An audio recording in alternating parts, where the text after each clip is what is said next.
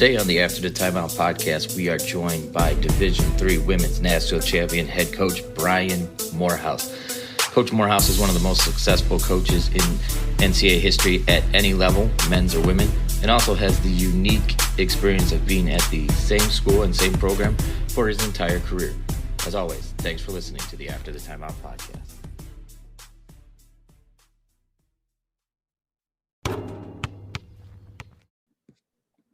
All right, Coach. So thank you again for joining us. We are joined by the national champion today, Brian Morehouse of Hope. Coach, we wanted to start off with a little bit about your dad and your kind of upbringing in coaching. Your dad was a longtime coach himself at the high school level. We wanted to start with your kind of journey. When did you really realize you wanted to be a coach? What kind of made you decide that? And then maybe what's something you've learned from your dad that you've taken into coaching? Yeah, for sure.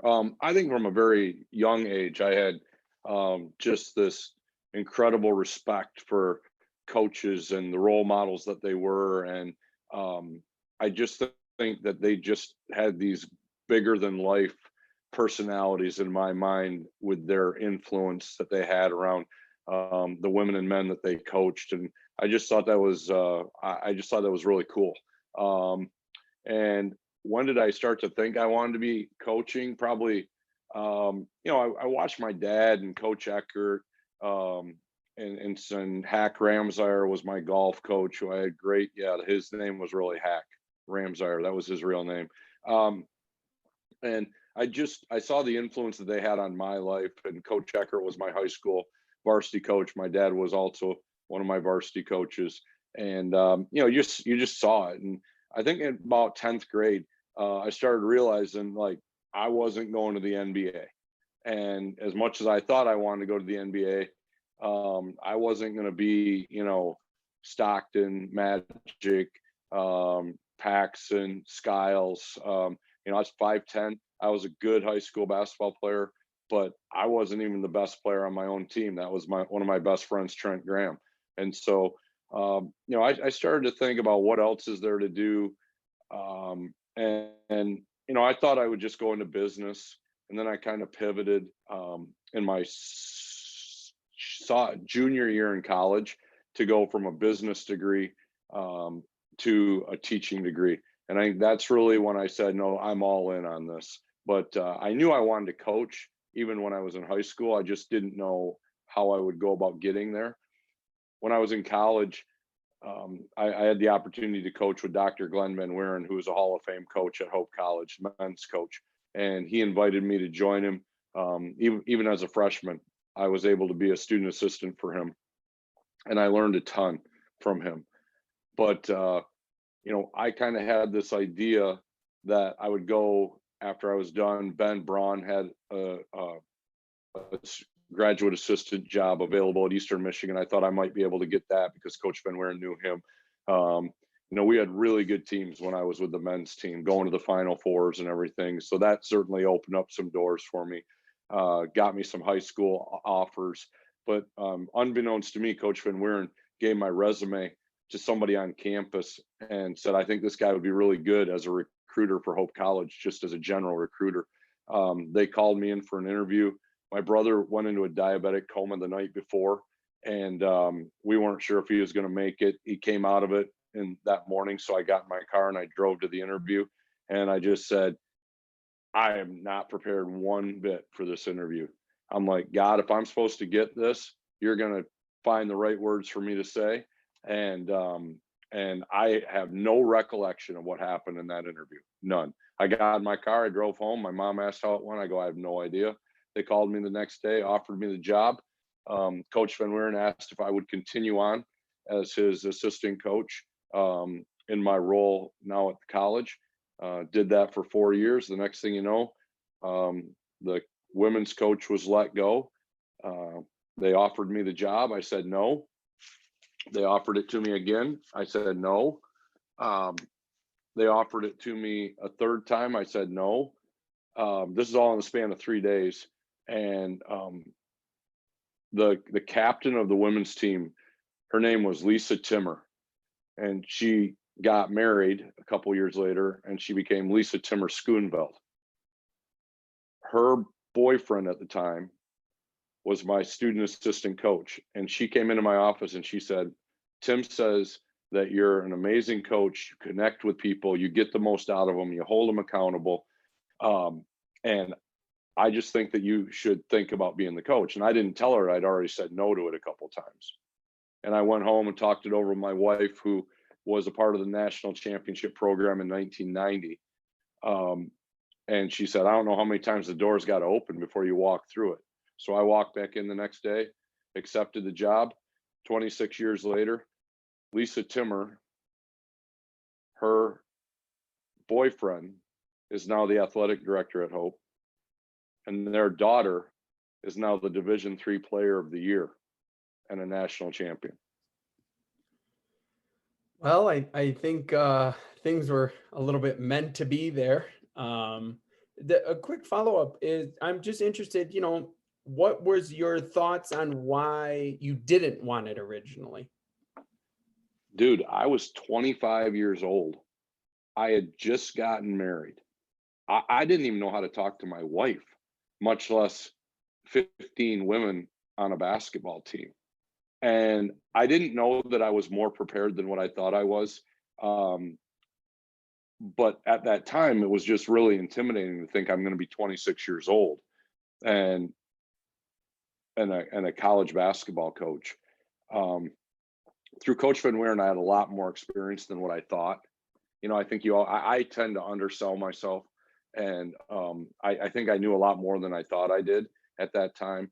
And I was able to surround myself with some really good coaches. Wayne Tanis and Michelle Schoon was my first assistant.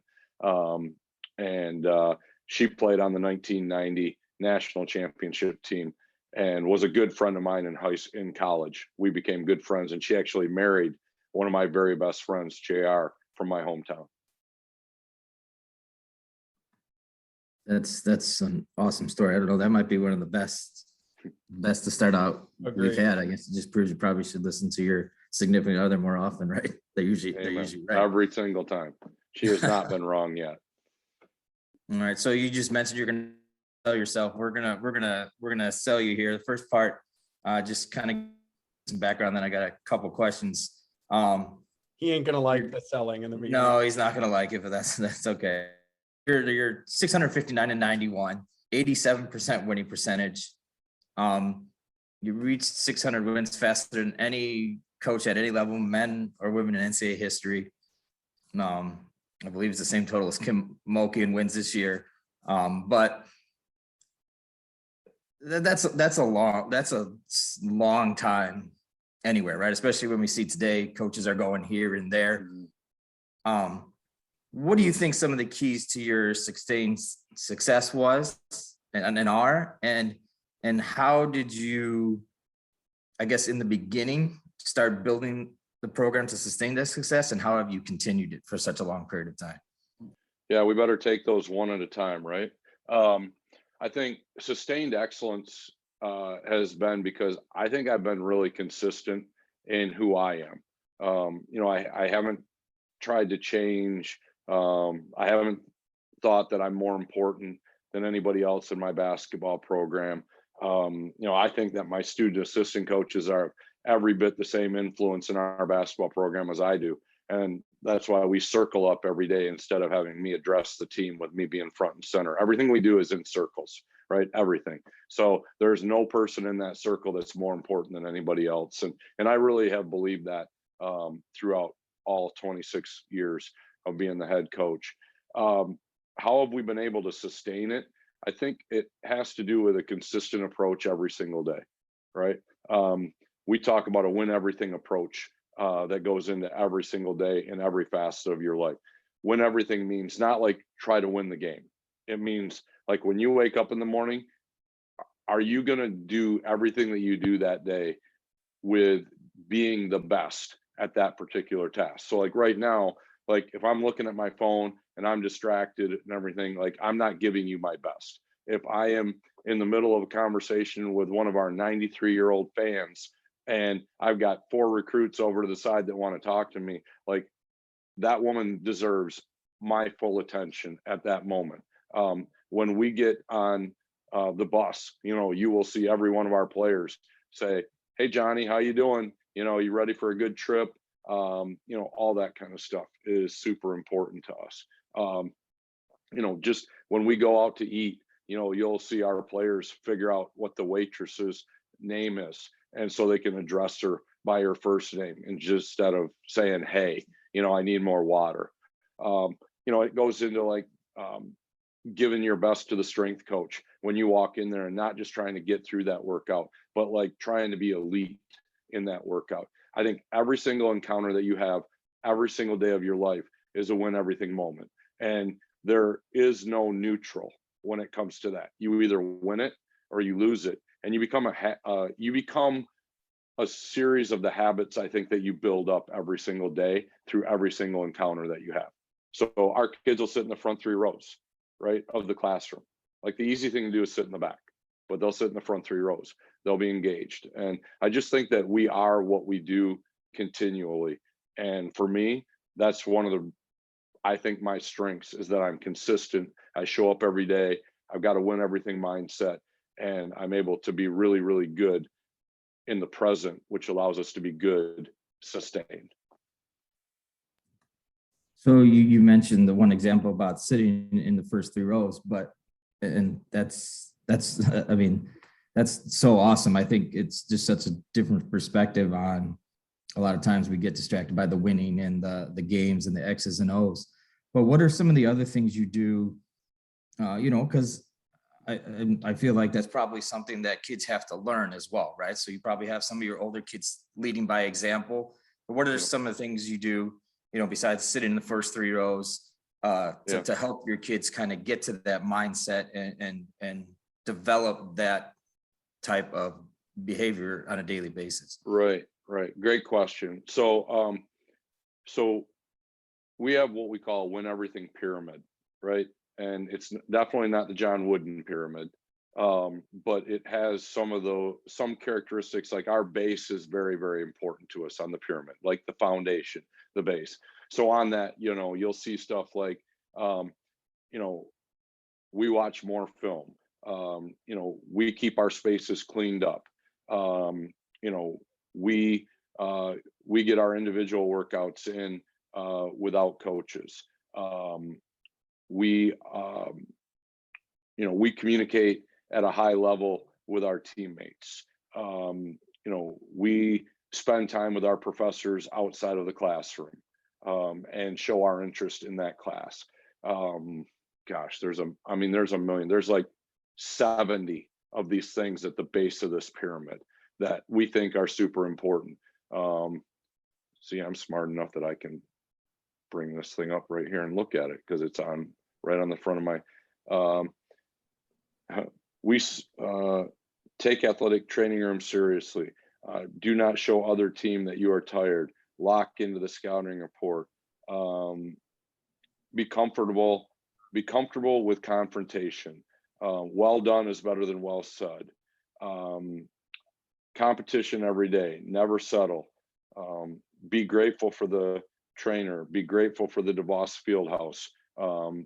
It's a lot of stuff like that we think builds up then into sort of that next level of stuff that and we redo this every single year. So for every team, we have a unique pyramid that we think is important.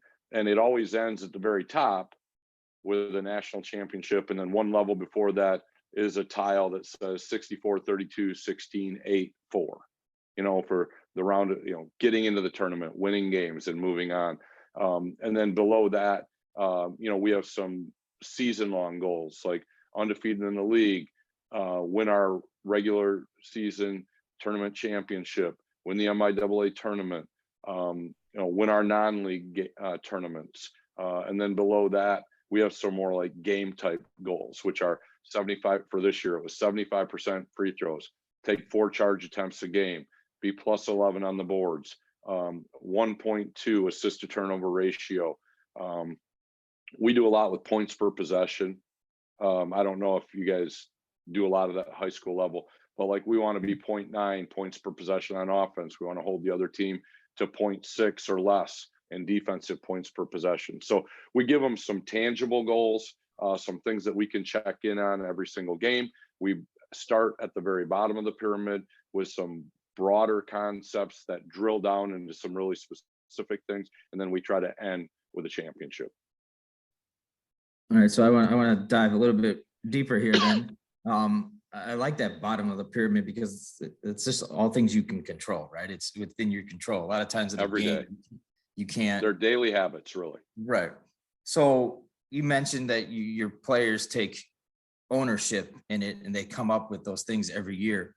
What does that process look like for you as a team when you start your season? Does it start in the summer? They start building those ideas, because obviously at the D3 level, you're limited on contact time as well. So what does that process look like for you as a team and individual players? Yeah. That's something that is constantly being talked about year round, but where we really start to drill down and get into the specifics of it are the probably about 1 week into practice, right? So October 20th ish, we will take a team trip to my parents' house. My dad, everybody calls him Biggie, right? Because you can't have two Coach Morehouses. So they call him Biggie. That's a long, long time ago that name was given to him, but he likes Wendy's, the Biggie fries. Like he's the Biggie. He's the biggest and the baddest of the Morehouses. Everybody knows that. And so our team just started calling him Biggie. So we go Biggie's weekend and we go up there, and that's where all of this stuff evolves on that particular weekend, where every team is unique and they're coming up with all these habits, all these goals, and all these things that they want to stand for on that particular team. Coach, you're already on the nicknames list. We have, what was it, Hack, right? And we have, Hack was his name. We got some good, old school names and nicknames. I like it. Oh yeah. Yeah. So interesting. I kind of want to tweak it to maybe the loss side of things. So obviously your team was 32-1 this year.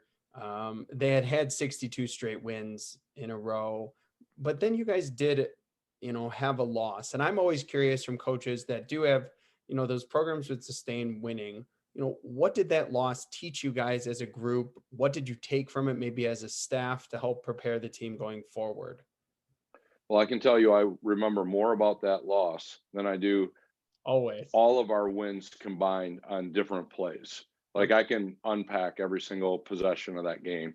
I think it taught us, we took away from that a couple big things. First of all, and everybody uses different terminology, right?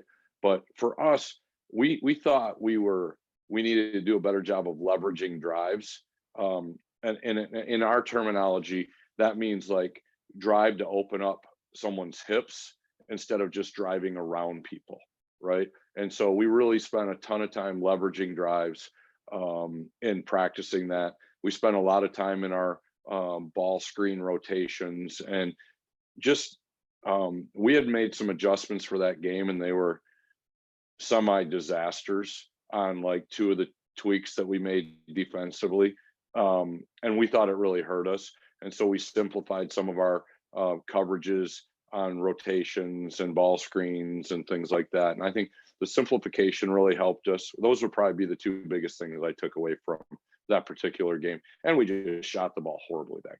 And credit to them, they're a very good defensive team. But we missed like 12 free throws. We missed layups. We missed open threes. And again, that's partly because of the pressure that they put on us. I'm not just saying that we played bad. They made us play bad. But I think we found different ways that we could improve coming off that so that we would be a little bit better. All right. So kind of back to when you first started, kind of a two-part question here. So I'll go with the first part here. What are some of the biggest changes you've seen in the women's game of basketball and women's sports from when you started until now? Players are much more highly trained. They come in as a more finished product. The amount of players that do skill development training and conditioning is incredibly high. The amount of players that are playing AAU basketball now versus when I first took over is like, I bet you it was 10% back then. I bet you it's 90% now, right?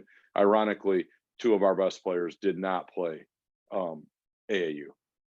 The Division III Player of the Year and our other All-American did not play high school AAU. So it's not the end all be all for being a great player. I think the other part would just be like the level of respect for women's athletics. I think we've certainly seen it in the last year where it was exposed on just the how wrong and how disproportionate it was for the men's game versus the women's game. It was exposed through social media. And then I think that just in this last year, there's been a lot more intentionality about respecting women's athletics in general. But that's also just grown in general since I took over in 1996. I mean, I still remember we're building a $25 million field house. We were playing at that time in our rec building with silver pullout bleachers, no locker room for the women's team, none. I remember people in our community, and they were well-meaning, very well-meaning, but they're like, "Are you guys going to go play in the new building? Or are you going to keep playing here?" I was like, "Oh, we're going to go play in the new building." And they're like, "Well, don't you think that'll be weird? Because, it'll be pretty empty, won't it?" And I said, "Well, little the Field of Dreams thing, build it and they will come." And, we only sat like 800 people in our gym at that time. And when I took over, very first game I coached, I looked at Michelle Schoon, and I looked over and I look up at the stands, and I'm coming from our men who are the big thing in town. I don't know if you follow our men at all, but like they've led the nation in attendance for almost 30 years in a row now. Okay. And I look around and I'm like, late arriving crowd? And she goes, "Mo, they're not coming." And I go, "Why not?" And she goes, "No respect. They don't think we play a very good brand of basketball." And I said, "Okay. Goal number 1, change people's perception. Goal number 2, make our athletic directors buy new bleachers because we have that many people that want to come. Goal number 3, make this the thing, the place that people want to be to watch a great brand of basketball." In year number 2, we bought new bleachers. By 2005, 9 years into it, we moved into a new arena with our men, 3,500 seat arena. And I will tell you that the weekend of the Elite Eight and the Sweet 16, we had 6,500 people at our games that weekend. So set our goals, build a good brand of basketball, make it exciting, be the highest scoring team in the nation or one of the highest scoring, play a fun style of basketball. People will come and watch, especially if you win on the women's side. So I want to continue on that beginning. Your first season, you're 15-12, and you kind of had said you weren't sure if you really knew what you were doing, right? Like you had that doubt. What did you learn during that first season that you feel helped you today? Yeah, rule number 1, don't inherit a schedule from the previous coach with 6 Division II teams on it. Yeah, that's really a good rule. That's a good rule to start with. I think that the second thing I would say I learned as I went through that year was, I wondered how it was going to be making the changeover from the men's side to the women. How do you coach? What kind of what do you emphasize? What I realized was that the women in our program, they wanted to be coached up. They wanted to be held accountable. They wanted to be pushed. And I think a lot of guys that get into coaching women don't always understand that. They think it's different, right? And there are subtle differences. Like we're not dunking unless you're at Stanford. Like these women, like, all they wanted to do was be respected and coached and held accountable. And I think that the respected part comes before all the other stuff, right? So if they knew that I cared for them on a deep level, that I loved them, that I wanted what was best for them, that this wasn't about me, that this was about them, then it allowed me to hold them accountable. Then it allowed me to push them to places that they didn't think that they could go. And then we could win. I can still remember the game that we won that secured a plus 500. I mean, I went home with my wife, man, we celebrated. I'm like, we are going to be over 500. Like, that was a big deal, right? And then the next year we come back and, you know, we graduated actually a couple of really good players that year, and came back for year 2. And it was hard, you know, but we're getting better and better and better. And, you know, I just learned, like, I knew that I wanted to be the hammer, not the nail. That was the other thing, is I didn't want to come out and play some zone defense. I wanted to get up into people. I wanted to pressure, whether it was in a trapping zone or in a man-to-man. I wanted to get up into people. I wanted to deny passes. I wanted to, like, get after people. And on offense, I want to play fast, right? I wanted to play a lot of people. You know, I've always played a lot of people. I mean, a lot of people, like 10 every game.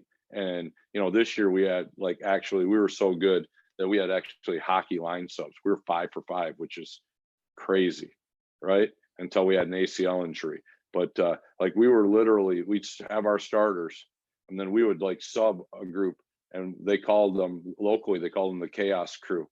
And, like, they were just these hyper athletic, into you kids who just came bouncing off the bench with, like, this energy. And the Chaos Crew would come in after our starters got going for 3 minutes, 4 minutes, and soften people up. And they would just, like, it was like this great 1-2 punch. And I've always kind of believed in that, is playing a lot of people, keeping people fresh, and really playing at a high tempo. All right. Well, now you're speaking my language, because I do something similar in the high school level. I played pretty much 11 kids throughout the year. So and I was listening to another podcast about somebody talking about pressuring and running, and we've had who was the guy we had on, Todd, that we love to quote, that said, "Choose the way you die." The coach from Greenville. Yeah. So Well, that's a way to die. That's a whole different story. So, but in the point though is, you know, I'm always curious when you play a lot of people, as I do, I'm always trying to get better conditioning, and you know, obviously be the most conditioned. So to play fast, to pressure people, you know, how much time do you guys spend on conditioning preseason? Do you give them off-season conditioning goals, those kind of things? Well, this is the best conditioned team I've ever had this year. And it's because I took a lot of it out of my hands and I put it into our medical staff, who have a better idea of what they're doing. We actually wore heart rate monitors all season long, Polar Tech heart rate monitors. There will be a really fascinating research study done by our exercise science department that's coming out in the next few weeks.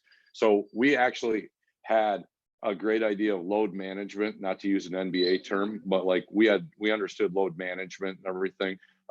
We knew exactly where our kids were. We would run them on an unweighted treadmill on off days. Hold on just a second. I got to let my dog out.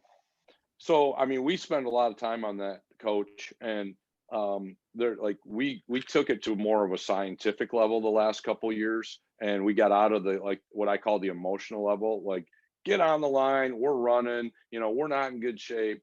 I mean, we took into account, like, did they have exams? How much sleep did they get? Like, we took into account everything, and it really helped us this year. Now, that's harder to do at the high school level. I understand that. But I do think, like, we play our way into shape. We don't run our way into shape. We very seldom run sprints. We just don't. And I think that because we practice at a really high tempo, we don't take water breaks during practice. We've got enough kids, like, when you're out, that's your water break. And we don't shoot free throws in practice. So everything is, and our shooting drills are high tempo. Like, they are not just like, hey, we're going to get a few shots up right now, let's see if we can't knock down threes. They're all, like, game type shooting drills.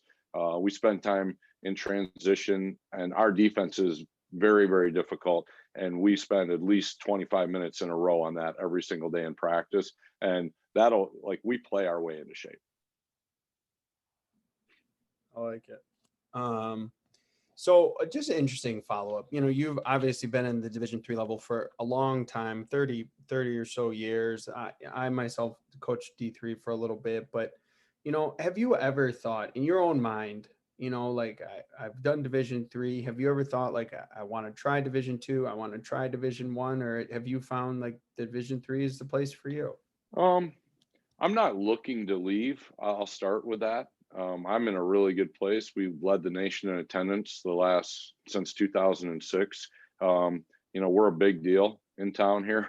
It's kind of nice to matter, but I'm not saying I wouldn't ever leave. I mean, one of my best friends, Scott Ruick at Oregon State, and one of my other really good friends is Aaron Roussel. He's at Richmond now. And the guy at Scranton recently took the Bucknell job. There's a lot of great stories about people going from D3 and being highly successful at Division I. The other part is they have to call. I mean, I'm not looking to leave, but like if Division I called me up or Division II called me up, I would listen. But I'm not leaving for a situation that isn't good. And there's a lot of really bad jobs in Division II and Division I. Jobs that I don't care if I don't care if Corey Close, I don't care if the LSU coach takes it or Gino Auriemma. They go into those places, they're not winning. I mean, we all know there's jobs that you're not winning at, right?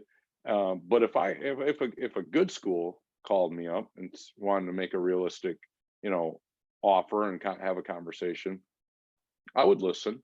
But again, like, I'm not one of these guys that's got my agent out there, patrolling for like the next job. I've never been about money. I'm not about money. I refuse to chase that. I think that's a good outlook.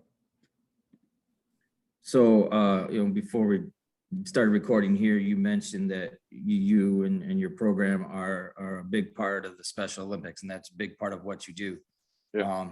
Can you just tell us a little bit about, the Special Olympics organization, where you are, and kind of your ties to it, and what you guys do with Special Olympics?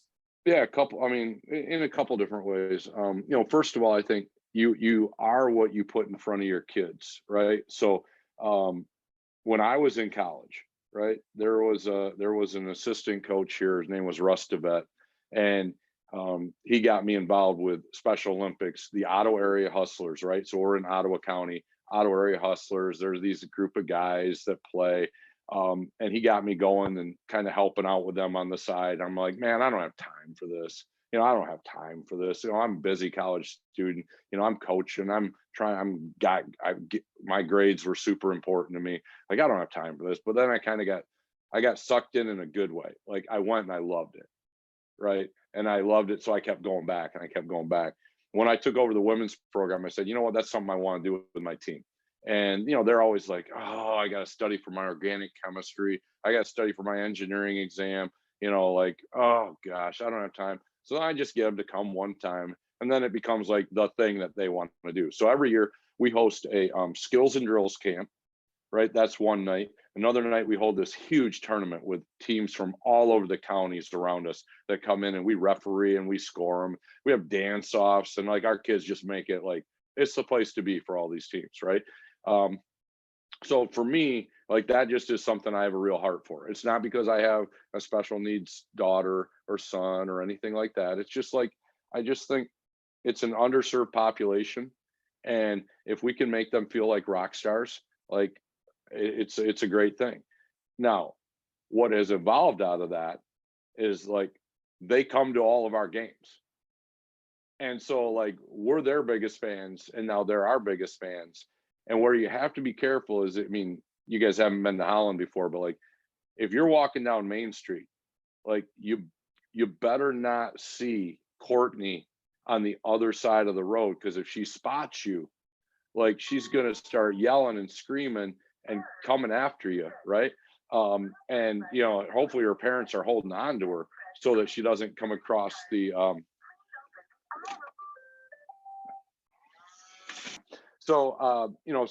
that's been always a really important factor to me. The other thing that happened, it must have been, I'm going to say 15 years ago now. So my best friend since first grade, his name's Tony Comden. Okay. It is, I want to say it's either Christmas Eve or New Year's Eve. I can't remember which. And he calls me up, and my best friend since first grade also moved in next to me in Holland. Like, we grew up 65 miles north of here. So somehow we both end up in the same community. Like, he moves in next door. He calls me and he says, "Hey, Mo, like, taking Jed to the emergency room right now. Something's going on. Like, his balance is off." I'm like, okay, like, whatever. I mean, we're all hypersensitive about our kids. Well, they rush him in an ambulance to Spectrum DeVos Children's Hospital, which is 35 minutes away from us. He got a brain tumor they find that night. Brain cancer. Emergency surgery. Have to go in. Have to take care of it, right? Take it out. He's in the hospital with him for 11 months in a row. He sleeps in his hospital room. Okay. And like, this is tough stuff, man. I walk up onto that floor, and I mean, I cannot even explain to you what it is like to be on the DeVos Children's floor, on their cancer floor, walking up and down that hallway every week, going to see Jed, and just wondering if he's going to get out. Okay. He gets out. He's in a hospital bed in this house. He's next door. Eventually they get him PT, OT. Like, he can it gets to a point where he can use a walker. Okay. So Tony and I just saw a text message pop up. I know I'm supposed to be present, but it just came from Tony to Eric and I, my other best friend. He's like, "Where's our baseball trip this summer?" Every summer we go on a baseball trip. We got 5 places left to go, 5 stadiums, right? So we're at the Pirates game, and up on the Jumbotron, they're talking about this thing called a Miracle League. And they're showing these pictures of these kids in gurneys and walkers and wheelchairs, and they're playing baseball on this field specially made for them. I'm looking at Tony, he's looking at me, and he just starts crying, and he's like, "I'm doing that for my kid." And I was like, I pat him on the back. I'm like, yeah, you can do it.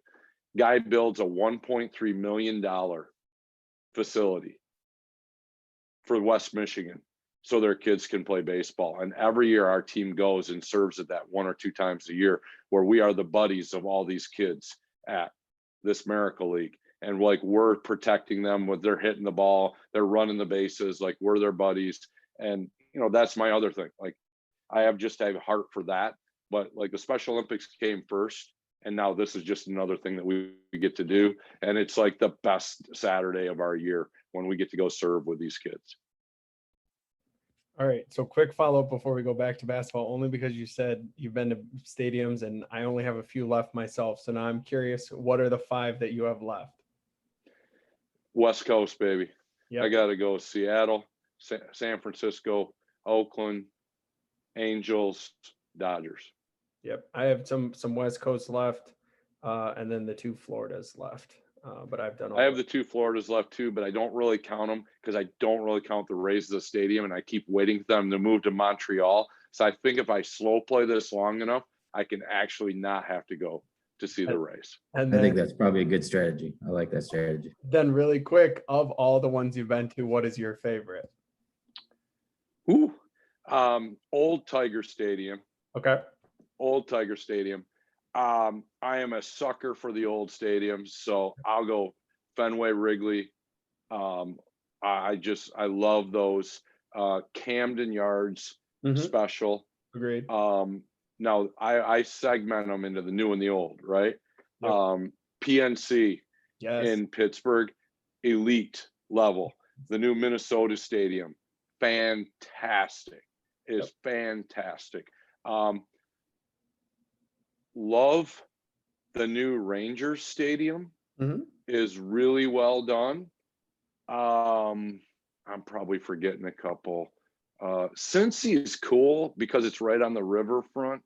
I really like it. So I don't know. Those are some of my highlights. I don't love some of them that are built outside the cities. Like the Phillies have a good stadium, but I want it in Philly. Yes, it's in the middle. Yes. Yeah, I mean I don't hate on Milwaukee, but it's weird, man. It's like weird location, you know? I was hoping you would say PNC because I've been to dozens of minor league, major league, and again, I like some of the older ones as well, Old Yankee, or Camden, all those. But PNC, there's just something special about the view, the river, all of it, the bridge. Can I just tell you that as much as I love that one, that has continued to rocket up the list after my last weekend winning a national championship in Pittsburgh.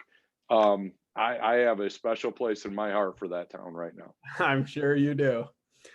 So just getting back into the basketball, we kind of hit on X's and O's, and I wanted to just follow up about X's and O's with you.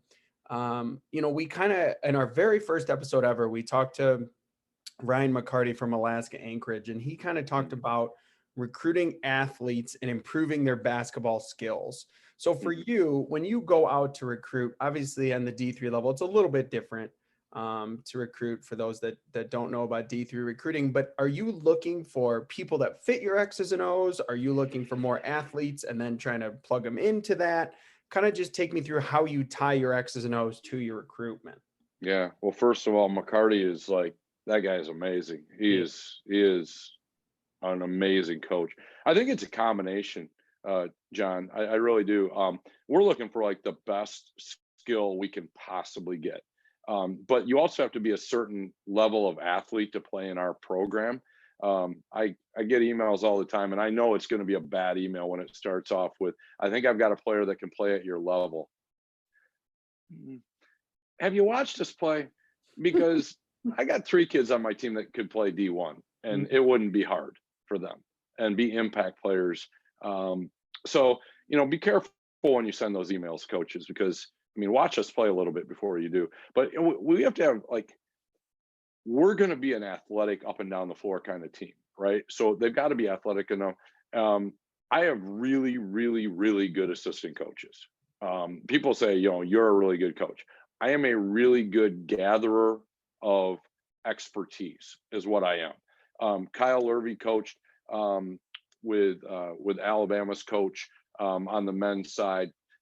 He's Kyle's one of the best skill development guys I've ever been around. Got a lot of his stuff from the Bama boys, and Kyle was a part of developing a lot of their skill development.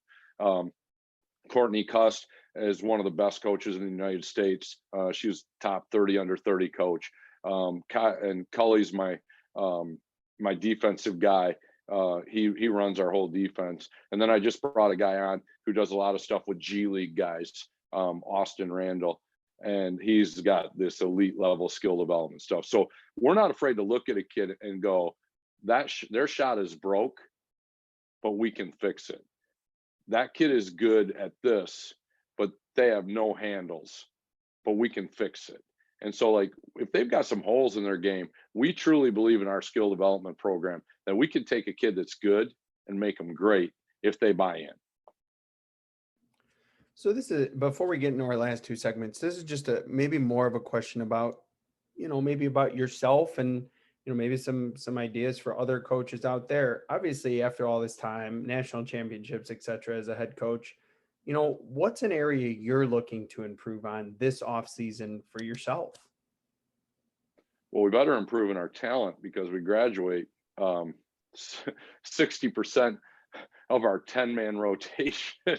So, no, where am I looking to improve? I would say one of my strong suits is surrounding myself with, again, a coaching staff that's younger than I am and being open to the ideas that they bring into our program.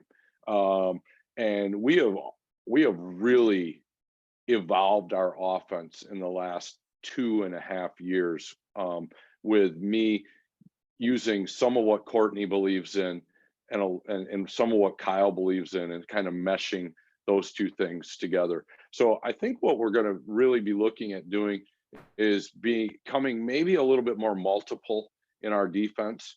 I mean, we played like 15 possessions of zone this year, but you can do that when you've got the defensive player of the year in America, and some of the better defensive players, and a coach that coaches it. I mean, we were doing Chris Beard stuff before Chris Beard. Let me put, I mean, everybody watches, Texas play right now. They're like, oh, we're going to do that. We're going to force to the baseline. I'm like, we've been doing that for 26 years. And that did not start with Chris Beard. That did not start with Chris Beard. That started with a guy named Don Meyer, and denying passes, forcing the baseline, fronting the post. And then we've just kind of evolved it. And Chris Beard's a really good coach. Like, that's what makes him special. But like, we've been doing this for a long time. So we're going to become a little bit more multiple, I think, in our defense. And then just find different ways to plug new kids in, right? We've done it this way with the last 3 years with basically the same kids. And we're always trying to evolve our offense and defenses to fit our personnel. So before we get into our last 2 seconds, I kind of wanted to follow up on that. You mentioned, using your coach's expertise in this and pulling from that. What does that process look like for you as a coaching staff in kind of making those decisions, right? And put them in out charge in practice. Okay. Right. Like, biggest out of bounds play of the year, biggest baseline out of bounds play of the year to like basically put us in a position to win. Like, I didn't coach that timeout. Courtney did. I hand her the clipboard. Like, she does our special teams, baseline, sidelines. And you better not have any ego if you're going to do that. Right. If I have to be the one on camera that steps in to draw up the play, then, I basically undermine her ability to be as good as she can be. Right. Same thing with defense. There've been multiple timeouts this year where Cully stands up, he walks in the timeouts, he goes, I got this one. And I run most of the timeouts, right? But like he'll be like, I got this one. I need time. And he'll just step right in and he'll be like, this is the tweak that we're making. This is how they're exploiting us. This is the adjustment that we're going to make. Anybody have any questions? Boom. So I think that because I let Cully coach the defensive segment of our practice each day, our man-to-man, like, that puts him in an empowered position in our basketball program. Kyle handles some of what we call our spread offense, where we run some different things, and Kyle is running a lot of that. And I'm talking to him all day long, right? We're getting ideas, we're bouncing ideas off each other. But then, like, when a time comes, like, I'll coach a segment of it, like part of it, I'll infuse my ideas in there. But then I'll sit back and I'll also let Kyle run a big part of that offensive segment. Cully will run a big part of our defensive segment. And I just think it's a great way to coach because it's not all my ideas. And honestly, it keeps me fresh. I mean, if you have to coach a full 2 hours and 15 minutes of practice every day, and you can't delegate to your assistant coaches, like, you're going to walk out of that practice not being able to walk, I think. And I've been able to hire great coaches and empower them to do great things. Sorry, choking over here. So we're going to get into our last 2 segments. The first is our 30-second timeout. You can change the subject. It doesn't have to be about basketball. It can be about basketball. It's anything you want to talk about. It can be about you, your family, your program, something you want our listeners to know about. Basically, this is your 30-second timeout. And as we like to say, there's no referee jumping in to end it. And this is sometimes where our guests like to put Todd and I on the spot. So we also never know what's going to happen. So the floor is yours. Yeah. Well, the best coaching move that I ever made in all my years was that I married a woman that has supported me throughout the whole thing, and I've been able to support her. Right? She's a principal, a middle school principal. I'm her biggest fan. She's my biggest fan. And, I won the national championship, and the next morning, and she goes, "You're it." And I knew exactly what she was talking about. So like basically when COVID hit, and she's a principal, right? Like I took over all the cooking duties. I'm not coaching much, right? So I'm cooking, and and then all of a sudden my season hits in October, and she takes over, and now I'm out of my season, still recruiting and everything, but like I mean, as soon as I get off this podcast, like I got to go figure out what I'm making for dinner. And so like I knew what she was talking about, but like the best thing I've ever done is like surround myself with a partner who is going to support me wholly in what I'm doing. Because like if your partner isn't 100% behind you, like one of two things is going to happen: you're not going to be very good, or you're going to get divorced. And if you look at the coaching statistics, like they aren't very friendly to college basketball coaches. And I've been really fortunate to have a great wife, and a great family. I mean, I have two daughters who are like all in on the basketball piece, and it's made all the difference in the world for me. I know exactly the year it. I got done with our season, got home the next day. My wife said, "So what kid you picking up? You're picking up both. You doing this, you're doing that." So I know exactly how it goes. So we'll get into our last segment, quick hitters, kind of just random questions. We throw them at you. Answer any way you want, can go in a different direction. Let's go with the first one. Your favorite coach or favorite coach in another sport. We got him thinking.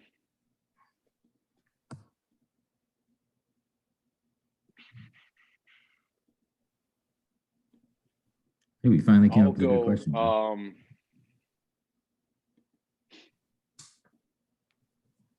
I'll go with my guy. I'll go with it's a podcast, or not a podcast, but it's our favorite football coach who became a soccer coach, right? There you go. Yeah. Because if you're a coach that watches that and thinks it's hokey, then you really don't understand coaching. No, and right. And like the stuff that he said, I mean, Ted Lasso is just a gem because he says what we all should be thinking. Yep. Like, dude, like you got to be like a goldfish. You need a 10-second memory, not like a 10-day memory. I tell my players that all the time. They're like, "Well, remember when you said this in practice?" I go, "No, I don't remember that." Right. I don't. Yeah, exactly. If it hurt your feelings, I'm sorry. But like, I also think like his next show, he should come with, you need to be more like a Teflon player instead of a Velcro player. Like, quit having all the bad stuff stick to you, and all my compliments, they bounce off you and you don't even remember I said them. Right. Yeah. But like, if I say one mean thing to you, like you remember that for 3 years. So like, that's going to be my suggestion for Ted Lasso for his next one. Like he can incorporate that in there.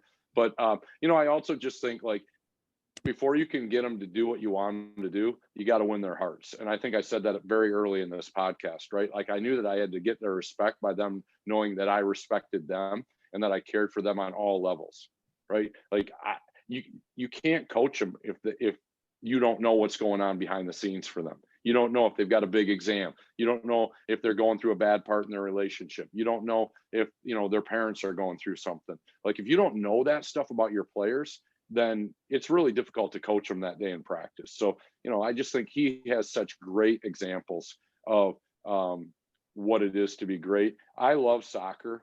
My daughter played high school soccer. So I think Anson Doran's got a lot of answers on how to be a great coach as well. If I had to go like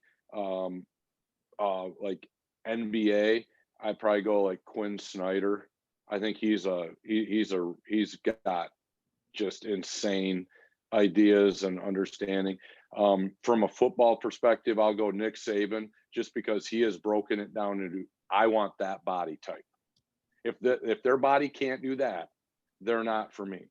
And I've said no to some kids, right? Because I just don't think that like from a body type, they can play for us. And I can't change my whole system just to fit like their athletic abilities. So I'm a really big believer in that. And then I'll go my Detroit Tigers for my last one. And I know I'm just bouncing all over the place here, but AJ Hinch is flipping amazing because he understands the psychology, he understands the ego, and he understands the X's and O's. And that's why my Tigers are going back to the playoffs. You're not going old school Jim Leland? Oh man, I love me some smoking Jimmy cigarettes Leland, in the corner of the dugout. Smoking his heaters. He'd be smoking his heaters in the back tunnel, and then he'd be coming out, be like billowing smoke, and then he'd go back and smoke some more heaters, you know. But he understood what AJ Hinch understands. If you win the locker room, those guys will play hard for you. Well, and I think, not to tie it to your wife, but as somebody that works in the middle school as a behavior specialist, I think that's even with teachers, even with anything, like you have to understand who the kids are before you can teach them, coach them, whatever. Can I tell you that I have eggs now coming into my house every week from Ben? Ben is autistic. Ben has some severe behavior problems. But my wife got Ben to buy in to, if he would behave and he would do the right thing, that she would buy eggs from him and he could sell eggs to the teachers in the school. Ben has not been a behavior problem since Ben's hens were laying eggs and he was delivering to teachers. Well, now Ben's making some bank. I like it. Ben is making bank. Ben's hens. All right. So next one, when I looked up Hope, and then Todd and I do our homework on every guest, and I did some work on Holland, Michigan. It's a beautiful place. So do you have like a secret place in town that you enjoy or want to give a shout out to, or? I got a lot of secret places. They'll probably give away some of my bad habits, but there's a place in town called Big Leg Brewery, and that place has the best food nobody knows about. Okay. And they have some other stuff that's really good too. And then there's also a place underneath one of the restaurants in towns, and it's a speakeasy, which, if you understand anything about like the Roaring 20s and stuff like that, back during Prohibition, like you can go down there. It's got the coolest vibe. It only seats about 20 people, and it is fantastic for just like chilling out, relaxing with my wife. Like, not many people know about it, but it's got like the coolest vibe. All right, so perfect transition there. You minored in history. What's your favorite time period in history?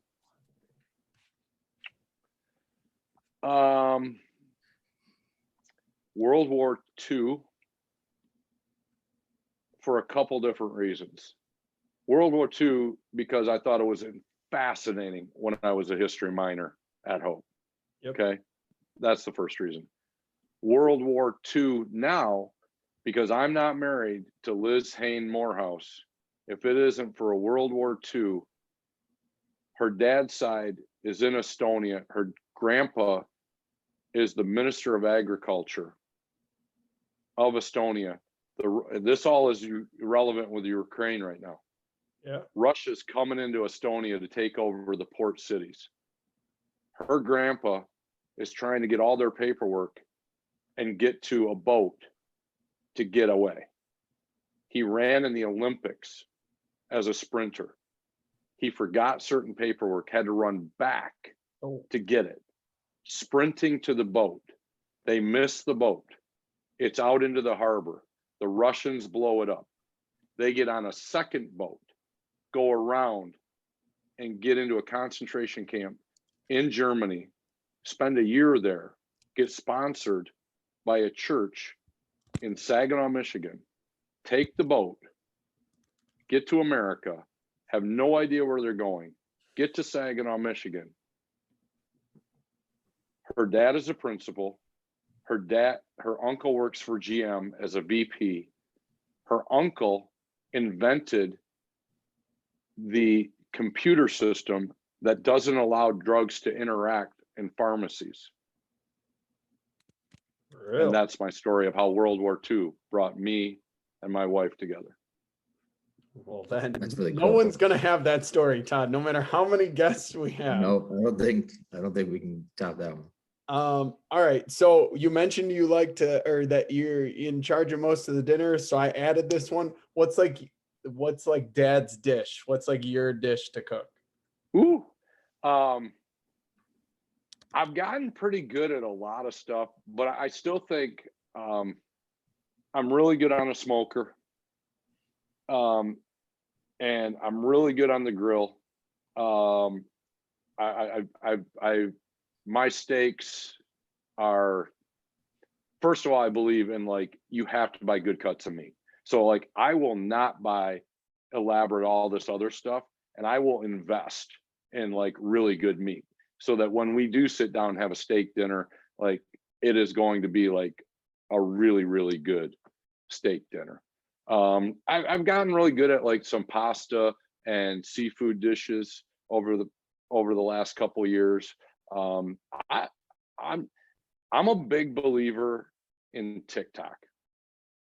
A big believer in TikTok. Like you can follow stuff on TikTok and get recipe ideas That's and true. everything. You can find some elite level recipes. And with my ADD, and I have some severe ADD, TikTok is made for me, right? And so I can watch it and I'll be like, okay, now I can go into their comments, get the recipe, and I can pull that baby together. One of the things that changed my life in TikTok was there's this dude that cooks, right? And I think it's dude that cooks. I think that's what he calls himself. He's got this rosemary salt that I started to make. It will change your cooking. Rosemary salt, man. This is like Rosemary salt. Todd. We just went from World War II to rosemary salt. I'm just throwing On that TikTok. On TikTok. Yeah. Yeah. There's some other really good follows on TikTok too. I don't even barely know how to work the thing, but maybe I should. Once you get on, I mean, it's the devil, honestly. But if you can like control yourself with it, like I have to put timers on because you could lose a day on TikTok. I literally put like an 8-minute timer on myself.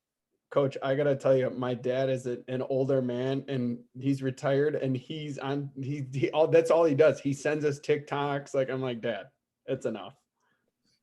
I send some stuff to my kids, my 2 daughters, and now we have a TikTok for our basketball team. We have some elite level TikTok going on for Hope women's basketball. I mean, it is run by my student assistant coach, and it is we have a question of the week every week, right? Who's your celebrity crush?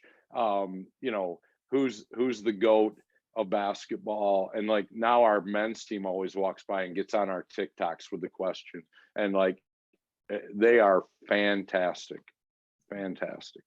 If I was in charge of it, it would be a disaster. But when you put it in charge of a 21-year-old, it is going to be done and done really, really well. Yeah, they know what they're doing. Exactly. They know what they're doing. All right. So you mentioned you were on the golf team there. All right. So I don't know if you're still playing consistently, but what were you shooting or what are you shooting, and maybe your favorite course? What I was shooting before children, and my kids are 21 and 20 now. So I was a 2 handicap when I was playing, kind of coming out of high school into college, and then when I really started golfing was when I graduated from college, and I was playing like it was insane, guys. I was like, I would leave work and I would pick up Cully, my defensive coordinator, right? And we would go, and we had this cheap membership, and we would play 36 holes a day. And then on weekends, we would wake up and we would be the first on the course because we didn't want anybody getting in our way, and because we would get pissed if people slowed us down.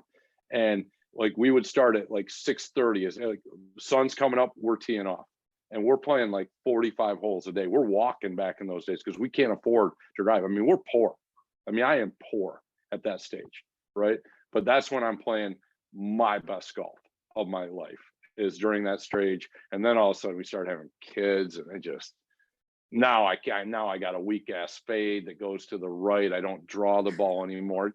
It sucks, man. I just go out and get pissed. So I only played like twice last summer because I mean, between recruiting and everything else, it's just insane. But I do want to get out more. My new assistant coach, Kyle Lurvey, he runs a course by me. So like I can go there for next to nothing. So I'm going to get out and play a little bit more this summer. Favorite course. And yes, I'm going to big time it right now, but this is back when I was playing a lot, right? In the span of 2 days, we're on the West Coast. And I played Pebble Beach. And the next day I played Spanish Bay. Wow. And my wife knows that when I die, I only want one thing at my funeral. And that is we are coming down 18 in the dusk. And I just stripe to drive. And we can barely see the 18th green. And I just stick one on there. And on the way up 18, right, they have a bagpiper playing Amazing Grace on my way down the 18th fairway. And when I got up there, my wife was waiting for me up there. I'm playing with my best friend, the guy, the Miracle League field guy, right? And I looked at him and I go, dude, there's only one thing I want at my funeral. And if you're still alive, you better make sure I get it. And that is, I want Amazing Grace bagpipes when they're when they're doing whatever they do at a funeral. That's awesome. Those are some great courses. All right, so a couple more. This one is just in the off season. Obviously, as we all know, during the season, it's not a lot of time to relax. But for you, your favorite off season activity to just chill, just relax. I mean, this will show the kind of the imbalance of my life. But I just kind of reconnecting with my friends. I mean, basketball is like, they just know it's like basically a 23-week sprint, right? And then people are like, well, there's only 52 weeks in a year. Yeah. Like basketball season is really long. But like, I'll tell you, like, we won the national championship last Saturday. I'm in a hotel room with like my guys and their wives afterwards. And they're like, we're having like a dinner at Randy's on Saturday night. And the next week. And they're like, we got the food, like Mo, just get there. And I'm like, I could not look forward to anything more than hanging out with my people. And I see them during the season, we go out after games a little bit, but I just love that. I love my deck. Like I have a big deck.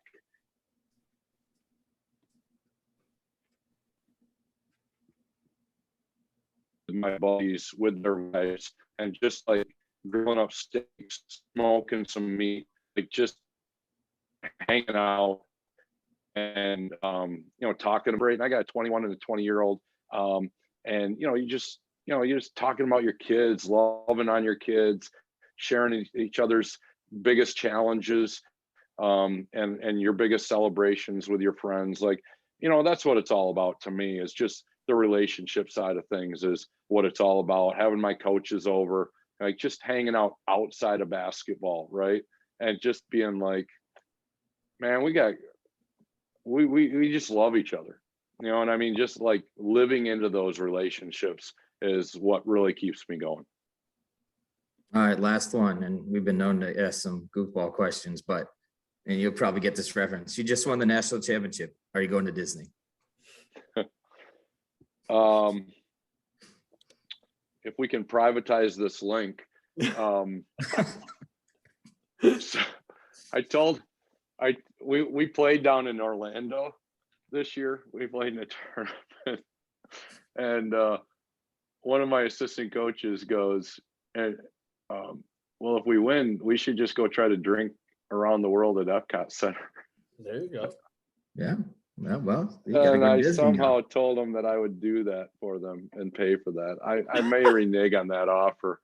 Do you want us because we're going to Italy this question out for you? Yeah, we're going to Italy this summer with our team. So I might have to just say that instead of going to Epcot, I'm going to take them to Italy, and I'll take them out for a nice dinner. I think you just topped it with Italy. I think they're going to live. I think they would probably prefer Italy over that. Well, Coach, we can't thank you enough for taking the time, especially after your tremendous season. There's so much awesome stuff. We thoroughly enjoyed it. And we look forward to connecting with you again down the road, and keep following your team. I mean, I know I saw you guys play when you guys played Benedictine. We had the coach in Benedictine on, it's local here, so I watched you guys. Really? I tried to tweet out. I think at one point I tweeted out something about somebody set out some of the best teams. And I'm like, you got to check out Hope. Like they're good, they're legit, and trying to give you guys a little bit of shout out. So yeah, he's a good guy. Like good guy. Like I'm gonna do really, really good stuff in my opinion. Yeah, he does a really good job. But yeah, we can't thank you enough to watch. We can't thank you enough for taking your time and joining us today. Thank you so much. Hey, I'd love to join you again sometime if you ever need me. You guys are great. You guys ask great questions. Your prep is elite, and I'm looking forward to looking up some of your old episodes and seeing if I can't learn some stuff. If you guys have had the Alaska Anchorage guy on, I should definitely tune into that one. And sounds like you've had some other really great guests over the years. So this is the first I'm aware of your podcast. I'm ashamed to say that, but now I'm going to be a frequent flyer.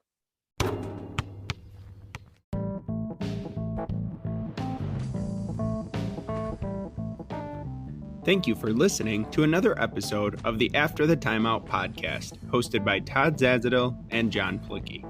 For more show content and upcoming episodes, follow us on Twitter at After the Timeout, or subscribe to our podcast for upcoming episodes. For show inquiries, you can email us at afterthetimeout@gmail.com. You can find all of our previous episodes on Anchor, Spotify, Breaker, Radio Public, Pocket Casts, Google Podcasts, and Apple Podcasts by searching After the Timeout. We appreciate you listening. Tune in next time for more coaching content in-game, out of the game, and anything in between.